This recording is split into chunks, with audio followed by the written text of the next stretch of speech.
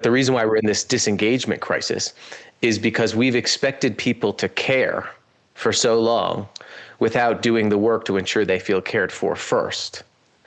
People are very unlikely to add value if they don't first feel valued. Have you ever left work after a long day and wondered if anything you did really mattered? Like, did it make a difference to anyone or to your organization? If you felt that way, you're not the only one.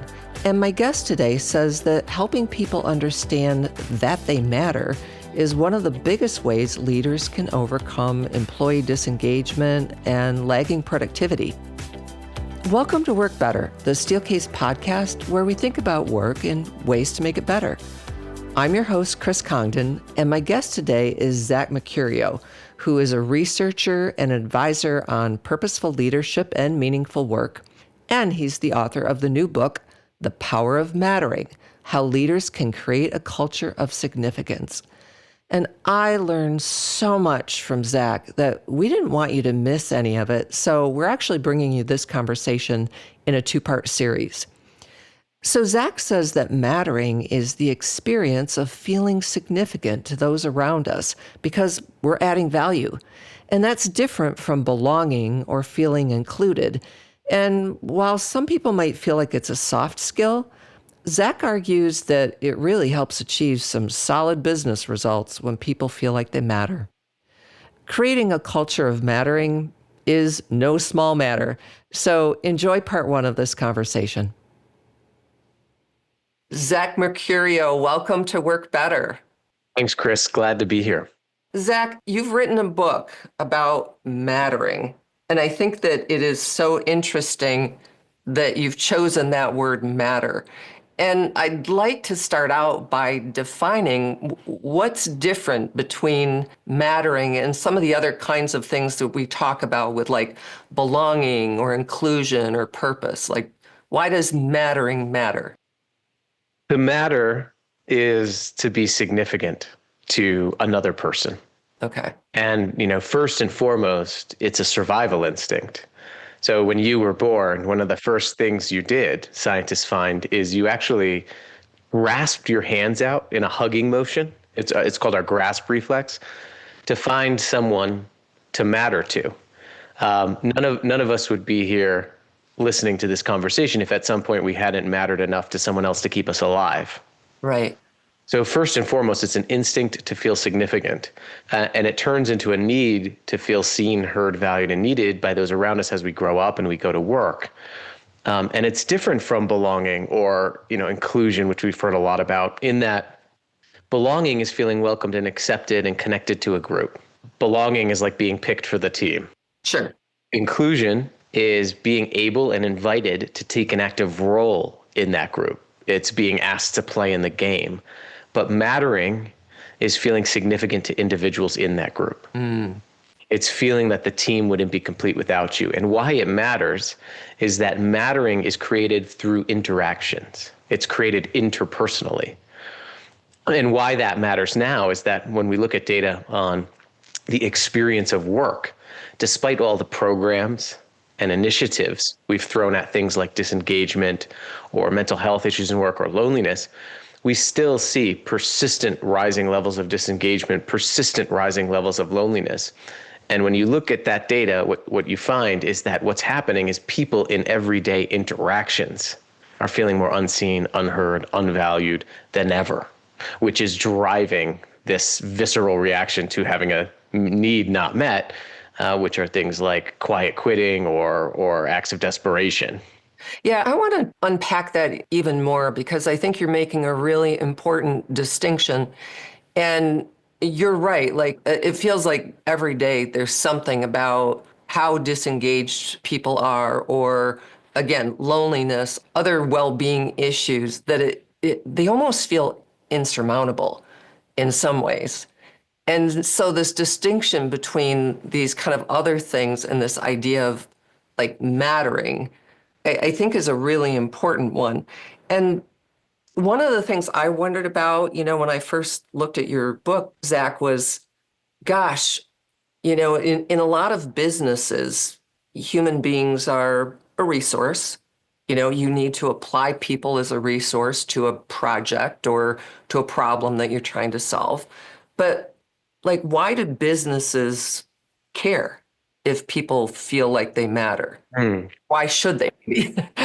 Well, if you look at the last 50 years of psychological research, I mean, I could sum it up in one line. When you look at the motivation research in work, Okay. it's almost impossible for anything to matter to someone who doesn't believe that they matter. Okay. Say that again, Zach. It's almost impossible for anything to matter to someone who doesn't first believe that they matter. So think about this. Think about the last time you cared about something when you didn't feel cared for.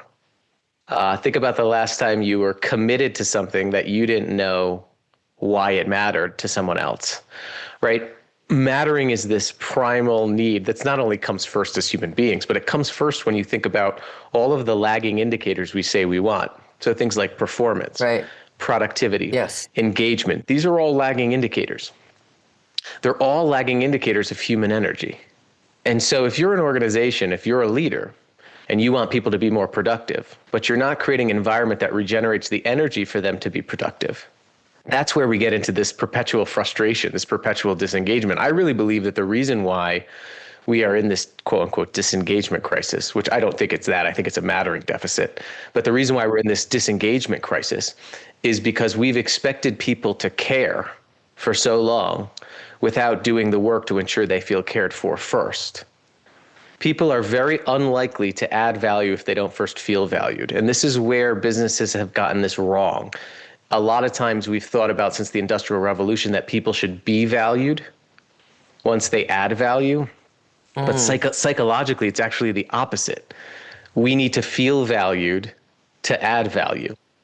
Because, for example, when I feel valued, when I feel that I matter, I get two beliefs that result from that. Self-esteem, which is the belief that I'm worthy, and self-efficacy, which is quite important in work, which is the belief that I'm capable.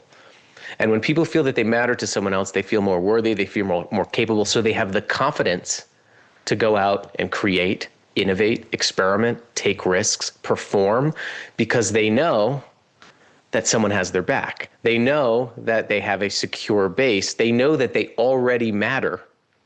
So they can go out and produce and perform because they have the confidence to do that. And then when leaders show them how they add value, the more they feel valued. And that's the virtuous cycle organizations create when they invest in the interactional skills to make sure everybody feels seen, heard, valued, and needed. So, Zach, when you're saying this, it seems so straightforward, so like simple. So if it's that simple, why don't we do that? I mean, Yeah, why do I have a job? well, yeah, but I mean, but why is this topic, I think, resonating so much with people? What are we doing wrong that we're not showing people how they matter at work? Well, I think it's resonating because the language of mattering gives language to a lot of what people have experienced, but they don't have words for. I've had people come up to me and say, I feel like I belong in my group. I feel like I can contribute to my group. But nobody notices that I'm a caretaker for my parent who's in the hospital. Nobody, I feel left out of discussions that I have expertise within, and nobody knows that. I've never had a supervisor name my unique gifts or strengths. Again, people are drawn to this language because it gives language to something. But the other key point here is that what's common sense is not always common practice. And for so long, we've developed leaders based on intuition. So the first thing we've done is we've said, hey, let's promote leaders who are good at what they do. They're good at the job. Yeah. But then leadership is a different job. Yeah. And leading people and caring for people and sacrificing for people and serving people is another job that requires another set of skills. A lot of those skills have been labeled since the 1960s as soft. Soft. I was just going to say that. Yeah. Right? So like when you tell someone something soft, your brain is susceptible to what's called an overconfidence bias. If I tell you something soft or simple and I tell you to go into a training for it, psychologically, you're going to devote less mental energy to that meeting because we think we don't need it. And so we've approached these skills with less rigor than other processes or practices in our organizations. And then the second thing that's really accelerating this right now is that we've been able to communicate with each other for the last 25 years, sending short digital transactions. Yeah. Chris, if you give me some bad news at work, hey, I didn't get the project done, I can send you a little like sad faced emoji and be like, okay, we'll talk about it next week. Once I close the platform, once I close the app, I don't have to think about you again. Yeah.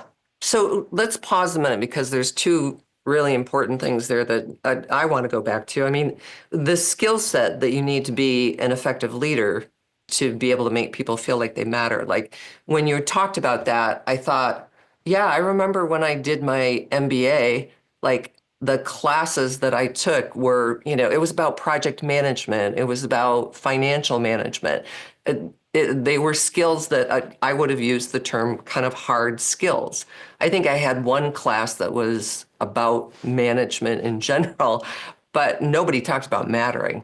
And so how do we help leaders see, first of all, that mattering skills matter, and that we need to learn them? Like, how does one go about learning those skills?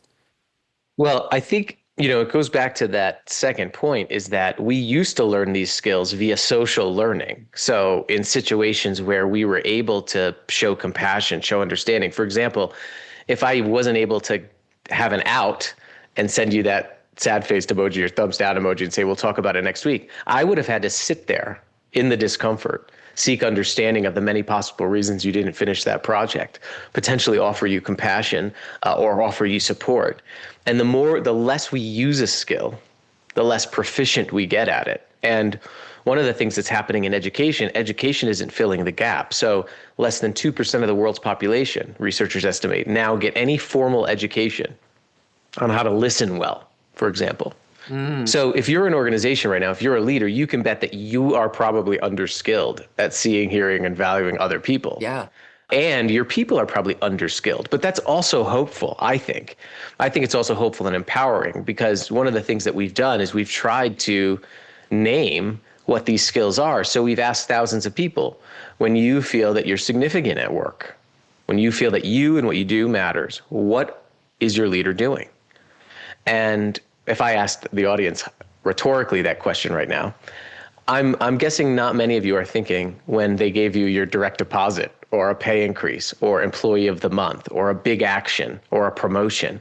Most likely you're thinking about small interactions. And this is what's very important is mattering happens in moments. It happens in small interactions in which three things happen. We feel noticed. We feel seen, truly seen and heard. We feel affirmed. We can see how our unique gifts make a unique difference. And then that we feel needed.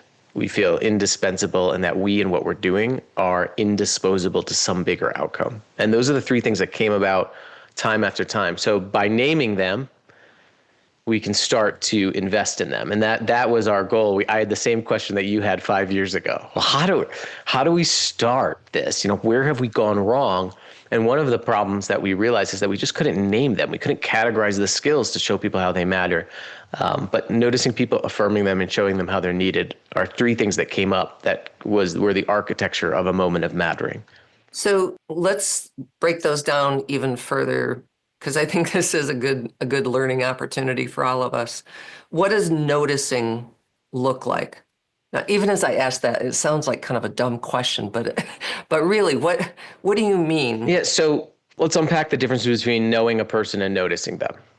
Okay, so you can know your best friend, but not notice the subtle signs that they're suffering or struggling.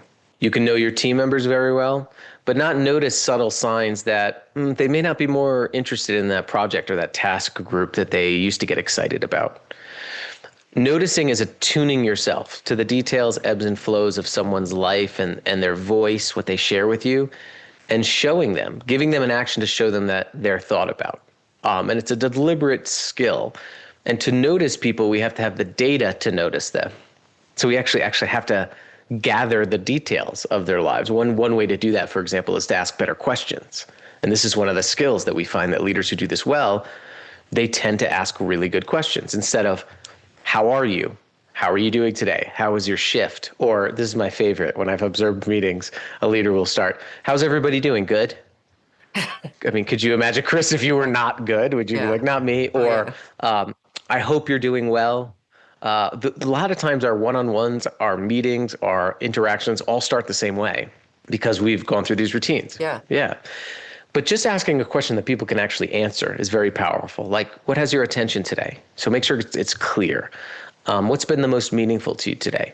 Make sure it's open. What was the most valuable insight you gained from that meeting? Make sure that it's exploratory, not evaluative, instead of, hey, what's the status update on that project? It's astounding how many of our interactions in work are simply exchanges of information. So status updates, give me an update, give me an update, give me an update. Instead, ask, hey, what are some roadblocks you're facing with that project? What can I do to help? Any log jams you're facing? What can I do to remove them? Ernest Shackleton, the leader of the crew, the Endurance, who explored Antarctica in 1915, had a question he asked all the sailors while they were trying to desperately survive, and they all did. And he asked them, what would you do if you were me? What do you need from me today? So that's a way to start getting data to actually see people. And that's one of the easiest barriers of entry in terms of a skill, to start gathering the details of people's work and their lives so that you can pay attention and show them that you're checking in. So, Zach, what if a leader is one of those people that kind of doesn't give a rip? Like, we all know those people. We've all maybe had them as bosses at one time or another in our careers, where it's like, I'm too busy. I've got things to do. I've got places to go, people to meet. I'm too busy to take the time to notice you. What do you do about that? I know. Let's just think about that last line again. I'm too busy to take the time to care for you. Yeah. I mean, you're probably too busy to truly be a leader, if that's the case. I mean, leadership is relationships. You may be being a capital project manager, but a true leader is someone who takes care of the people doing the job. I mean, when we look at the discipline of leadership, there's no escape from that. And you can't care for something you don't understand. Whether it's a houseplant, a pet, anything. You can't care for something you don't understand. You can care about people from a distance. A lot of organizations say they care about their people, that they're their greatest asset. But caring for people means you have to get up close and deeply understand them. Yeah. And understanding takes time, but doesn't always mean more time. It usually means using the time you have with people to help them feel seen and heard. It takes attention, which we've been losing that too. Yep. And it takes intention. I also believe that I'm an optimist, and so I don't believe that anybody wakes up and says, I want to be an uncaring leader. No, probably not. But you get busy. I think that a lot of people are, untrained in leadership skills, and so that lack of ability results in defensiveness. I don't know how to do it while I'm busy, so I'm just going to say, that's just the fluffy stuff. It's an easy way out. I think that's natural for human beings. So I think sometimes people don't know how to do these things, and so they can get defensive. And I think the other thing is sometimes they're in environments that make it hard for them to do it, and so they get defensive. There's nothing more frustrating than knowing what you should do and being in a system that makes it impossible for you to do it. So if you're a distribution center manager and you go to a session on how to create mattering for people, but then your day is tracked by a GPS device that tracks your productivity all day, your environment makes it very difficult for you to do that. So this is also a systemic issue. So, Zach, one of the things you said earlier was about mattering happens in moments. Like, in terms of techniques of how we notice people or how we affirm them, do you have a suggestion? Like, is writing a nice email a best practice? Is it having a conversation? Like, what would you suggest is the best way to do that? Yeah, having a conversation, but also having a practice to remember what was said, and then making sure that you actually schedule checking back in on what was said or what you heard or what you noticed. One practice that comes up a lot when we're researching leaders is that they tend to have some deliberate way to remember and check back in on details of people's lives. There's one story that stands out to me that really, caught my interest, because this leader at a distribution center had one of the only engaged teams in a sea of disengaged teams in the center, which is why I got brought in. And I went to her team and I said, what's going on here? And they all said some version of it. It's her. It's our supervisor. She just gets us. We do anything for her. Oh. And I asked her, I said, what do you do? And she had a notebook. She had this old moleskin notebook. She told me 3 years ago she had a very difficult time keeping track of her 29 team members, and that she would write down on Friday each of their names. She said she took about 5 to 10 minutes to do this, and write down one thing she heard them talk about, complain about, ask about that week, or share, like if their kid was starting a new sport that weekend, if they had a problem with a piece of equipment. And she would write those things down.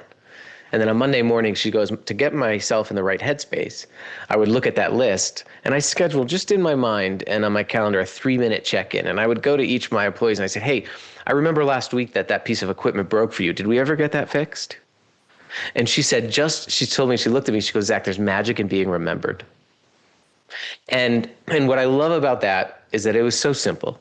It didn't take much time on her part, but it took intention. It took attention. So noting is a skill. So being able to note somewhere what you observe about your team members. And at the end of the week, look at that and say, what do I want to or need to check in on next week about a conversation I had, about a detail I noticed, and then when will I do that? And that practice just there can really revolutionize a team. You know, that's such a great tip, because like I try and remember things, but I try and remember them and hold them in my head. And you can't always do that. So just that simple idea of writing it down each week just makes so much sense. And you don't have to keep a notebook. Like I'm not a journaler. So on the top of my one-on-one, I just write. And I'm one of those people that's actually really task driven. And so I teach everything I need to hear the most. So I write down at the top of my one-on-ones, don't forget to ask about ... And that's it. And it jogs my memory. It's very hard for my brain to scan down onto that agenda without saying, oh, Emerald. And that's who one of my assistants named. Oh, Emerald, I know that your son had their first baseball game this weekend. How was that? And just like the ease at which you see someone relax into a meeting when they feel remembered is pretty remarkable. That's such good advice. I want to ask you about a couple other things that may be connected to your work on mattering. One is we've been doing a lot of research over the years about the notion of creating a sense of community at work. And in the work that we were doing, we saw there's some really positive attributes when people feel part of a community. There's higher levels of trust and higher levels of shared responsibility or feelings of shared responsibility. How does being a member or feeling a member of a community tied to feeling of mattering? Well, I think that, feeling part of a community, that sense of belonging makes it easier to feel that you matter because you have more opportunities for these moments. Now, what you do in these moments is very important. But one of the things that happens is when people are in spaces that facilitate community, they're more likely to have these very small interactions that are opportunities to see somebody or hear somebody or affirm somebody. There's a composer, his name was Claude Debussy, and wrote, music is the space between the notes. And what I love about that is that when a piece of music is heard, it's really heard when the note's over. It's heard in between. And when we've been studying culture happens in the in-between moments as well. This liminal space, right? When you're walking in the hallway past somebody and you have that chance to either look at your phone or look up and say, oh, how did that meeting go last week that you were nervous about? I wanted to check in on that. That's a moment of mattering. When you have that moment where you're coming into a conference room in a meeting and someone sits down next to you and you're able to sit down in a way that you're facing each other, and someone says, before the meeting starts, instead of just saying, oh, I need to sneak out for a quick phone call, looks at the person and says, hey, I just wanted to let you know, I noticed the update on that project or that sale you won. I wanted to let you know that I'm really proud of you. You've been working on that for a while. So I think that what happens is meetings and one-on-ones and performance evaluations and budget meetings, and all those things are the notes in organizations. But what really creates a sense of significance is what happens between the notes in these very small liminal spaces. So when you're in spaces that facilitate community, you're facilitating more opportunities for these interactions and more moments of mattering. Yeah, so let's talk about that. Although I do want you to say that line one more time. It was great. Culture happens in the in-between moments. In the in-between, yes. In the in-between. I love that so much. We talk a lot about space, so I want to go there and talk about places a little bit. That space can shape behavior, and then behavior over time is what creates the culture. Yes. But I think this layer of these in-between moments that might seem insignificant, And particularly if we've gotten accustomed to working in some new ways, which I think we have. We've gotten accustomed to having these very short, very task-based kind of meetings, often like 30-minute intervals, just one after the other. And it's just meeting, meeting, meeting, meeting. Doesn't feel like it leaves time for the in-between that we actually need as human beings. Yes. What are your thoughts about the ways we're working today that we maybe need to rethink? Yeah, I mean, I say in both remote work and in-person work, you should not be using your very rare time together to be exchanging information. That should be an email. What I mean by that is most of the meetings I observe are update fests. It's just update, update, update, update, right? But what can't be an email is like looking you in the eye and saying, hey, I noticed last week you were struggling with that piece of equipment. Did we get that fixed? If not, let's figure it out right now. Right. What can't be an email is resolving on a team a difference in ways of working with one another that affects the outcome that you're giving an update on. So I really want to see people focus their effort and time together on how to be with one another and work on how to be and work with one another instead of spending your time and exchanging information on what you're doing with one another. But the roadblock to this is that, again, a lot of leaders don't have the skill to have those conversations. Or I get things like, well, if I have that conversation, I'm going to open up a can of worms. Yeah. And I don't have time for that. And it's a pretty short-sighted way of thinking about things. And this is not a leader's fault. This is how we've been socialized to lead, to look at the short-term efficiency of something and judge it that way. Right. I mean, the worm's already in the can, right? There's nothing more inefficient than when people aren't able to say what they're really thinking. Yeah. Over the long term. And so I really want to encourage people to use spaces, and especially in remote work where time is shorter. We use technology. Anytime we use technology to communicate, research shows the interactions are shorter and quote unquote more efficient. In those settings, you should definitely not be using that time to give updates. So let's talk a little bit about space, because again, as I said a moment ago, we do think that space can shape behavior. If you had advice for those of us who are in the business of making physical places for people to work, do you have any thoughts that you'd say, I really wish that you people who make offices would do X? That's a great question. I mean, I think it fits really well because the mattering approach to work, we take an ecological approach, which means that environment does two things to behavior. It either makes it possible or it determines it will occur. So a very interesting thing to think about from that approach is, does your environment make moments in which people can see, hear, value, and show others how they're needed possible? And how does your environment determine that it will occur? Mm-hmm. For example, I would love to get away from just the square conference room table that has people pitted about 15 feet away. Yeah. And most of the time what happens is the person in power sits at the top. And then everybody else has to figure out their pecking order. But what this does, think about it. So think about how much physical distance has to be covered for the leader to get to you. Yes. To have that moment. Right. So that's one thing is like distance between people, making sure people are in spaces where they feel comfortable, but they can easily turn to somebody and look at them and engage with them and make eye contact with them and help them feel seen. It is very important. When you're thinking about spaces, making sure no one can get lost in the crowd. So a lot of times there's some tiered seating, or I go into a conference room and I'll see there's overflow seating around the edges. And all of that overflow seating is lower than the seats at the table. So if you're like, I do a lot of presentations, if I'm looking, those people are seated behind and beneath people. Yeah, you literally lose. You literally cannot see them. Or another thing is when I go into a setting and people are having a large meeting, and this is an environmental thing, again, where the audience will be talking and they have no way at their seat to press something and have their voice heard. So there's no microphone. So it just gets lost. The voice gets lost. Yeah. And I mean, that deflating feeling of when you're saying something, like I would like to have more seat-based audiovisual components in all spaces for people to literally have their voice be heard, because often that gets drowned out. So those are like little things that can make a massive difference. I think they're tremendous insights. And I agree with you. I hate those long rectangular tables.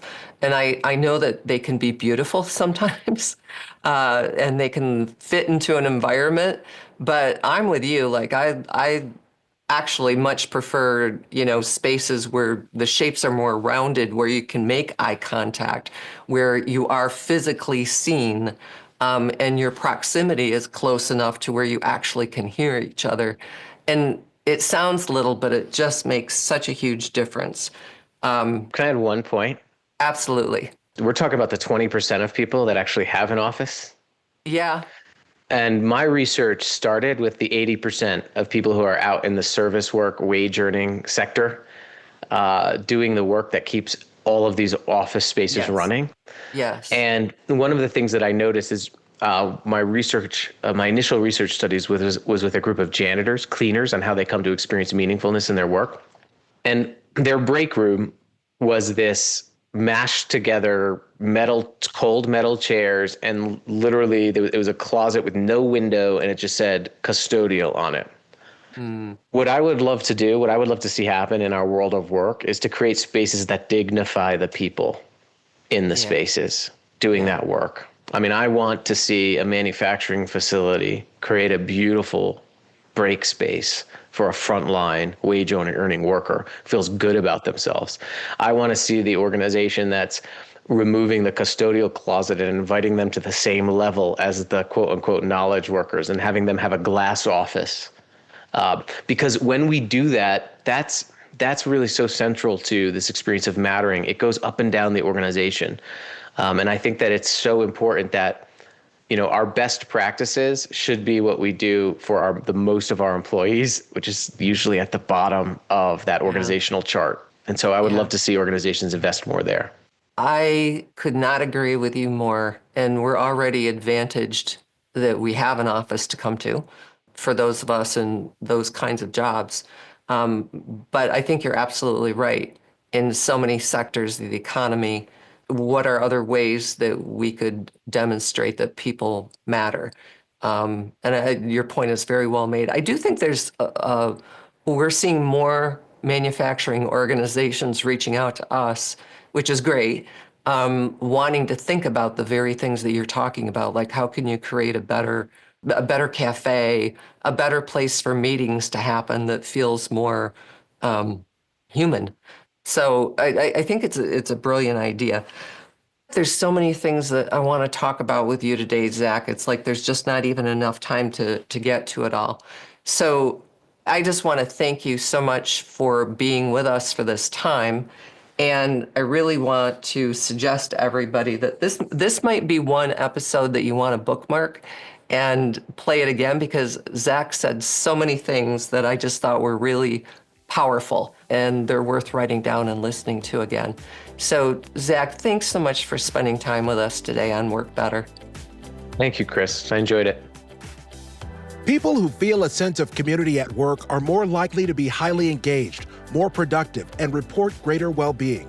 Now, a new issue of Work Better magazine shares how to create communities at work so people can thrive. Find design, insights, and solutions for the ways people work today in the new issue of Work Better magazine. Get your free copy at steelcase.com/WB magazine. One of my many takeaways is that creating a culture of mattering requires a thoughtful individual approach, but when it's put into practice, it can lead to improved well-being and mental health for both employees and leaders, and a better work experience overall. So next time, please join us for the second part of my conversation with Zach, where he's going to share more with us about what it looks like when we actually notice, affirm, and show people how they're needed. And if you want to hear more about this topic, check out Season 5, Episode 1, called Making It Safe for Employees to Speak Up, with Connie Noonan-Hadley.